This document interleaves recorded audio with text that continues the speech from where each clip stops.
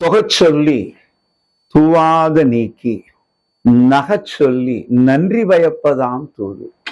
685வது குறள், 69வது அதிகாரம் தூது. எப்படின்னா பலபலம்லாம் பேசக்கூடாது. ஏதோ தொகை சொல்லி ஏதோ பகுத்து வகுத்து சொல்லணும், தொகுத்து சொல்லணும்.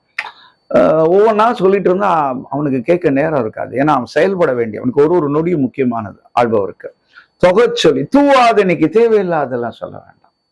நீ எதெல்லாம் தேவையில்லையோ அதெல்லாம் விட்டுறணும் இல்லையா, அதெல்லாம் ஒதுக்கிடணும். தூவாத நீக்கி நகச்சொல்லி மகிழும்படியா சொல்லணும்.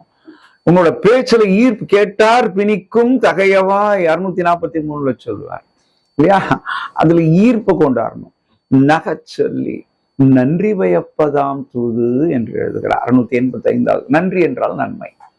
அப்போ அந்த உன்னுடைய தூதிலே நீ செல்லும் தூது செல்பவன் எப்படி நடந்து கொள்ள வேண்டும், எப்படி முறைப்படுத்தி பேச வேண்டும், அங்கு சென்று தூதுக்காக செல்பவன் இந்த நாட்டினுடைய ஒரு முக்கிய பிரதிநிதியாக கருதப்படுகிறார். அந்த நாடே செல்லுவது போல் தான் தூதுவன் செல்லுகிறார்.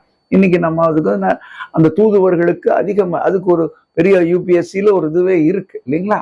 அப்ப அந்த தூதுவன் இப்படி செயல்பட வேண்டும் என்பதை தூது என்ற அதிகாரத்தையும் நாட்டு மக்களுக்கு நாம் எடுத்து சொல்ல வேண்டிய காலத்தின் கட்டாயம் குரல் வழியாக இருக்கு.